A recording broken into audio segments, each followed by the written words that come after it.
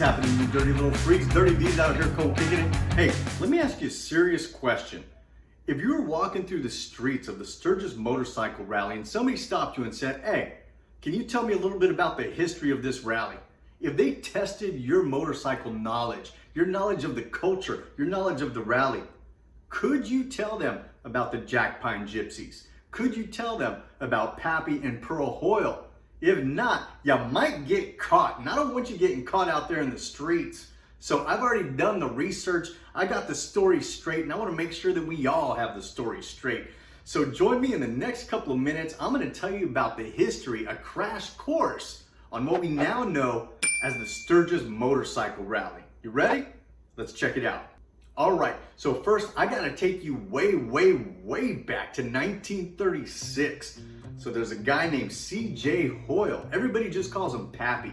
So Pappy buys an Indian motorcycle franchise in Sturgis, South Dakota. Yes, it starts with the Indian Motorcycle Company. I don't know about you, but when I think about Sturgis, I think about Harley. Boom, there's point number one. So you gotta know that first and foremost. He buys it in 1936. He starts getting people coming around the shop. They form a little riding group. They're going out riding and whatnot. And the story is that one day when they're riding out there in the Black Hills, somebody passes by him and says, you guys look like a bunch of gypsies out here. And boom, the Jackpine Gypsy Motorcycle Club was born. So you know where the gypsy part comes from? They call it the Jackpine Gypsies because the jackpine is a tree that you're gonna run into when you're out there in the Black Hills. I mean, shoot, I shouldn't say that you're gonna run into it. I hope you don't run into the frickin' jackpine, but that's the tree you're gonna see out there a whole lot. Anyway, the Jackpine Gypsies and Pappy in 1938, they decide that they're gonna put together a motorcycle rally. And where are they gonna have it? They're gonna have it in the backfield behind the friggin' shop. Hardcore. So what they do is they make this big dirt track, a racing track, and they call it the Black Hills Motorcycle Classic. And that was the very first rally in Sturgis. So the Black Hills Motorcycle Classic, the main event was one race and it had 9 bikes. The story is that there were 8 Indians and 1 Harley, and the Harley won. No, I'm joking, I made that part up. I don't know if the Harley won or not, man. But anyway, that's what it was. They had a little dance that night. You know, they had a little festival and whatnot. The cool thing is that Pappy let everybody camp out for free under the huge circus tent that they had in the back of the shop. Now this is where I gotta tell you about Pearl Hoyle, his wife. So Pearl and some of the other ladies, they made free meals for the riders and other people who were there. The article that I read said that mainly it was sloppy joes and watermelon for dessert. And then they were handing out coffees and teas, and that was it. So when I go out there this year, I wanna be looking for the best sloppy joes that I can find, throw that down with a nice tea. Hey, in props to the Hoyles. Anyway, moving forward, let me tell you a little bit more about what happened throughout the course of this event. One of the coolest things that I found out was that Pappy did one of his first motorcycle stunts at the very first event. And what he did was he rode his bike straight through a wall made out of pine wood that was set on fire. Friggin' Pappy, dude, he's the man. I'm gonna put up a picture of it right here so you can see it. All right. Let's talk about a couple of other cool things that have happened throughout the history of the motorcycle rally. So in 1942 and 1943, you'll remember that these were years during World War II. The rally stopped. They did not have the rally in 42 and 43. The reason being, the United States was doing gas rationing. We were rationing our fuel because we were fighting back the fascists of Europe. And yes, we were all, and still are to this day, anti-fascists. If you don't know about it, crack open a history book, homeboy. Land of the free, home of the brave, you ever heard of it? Anyway, let me back off that whole story.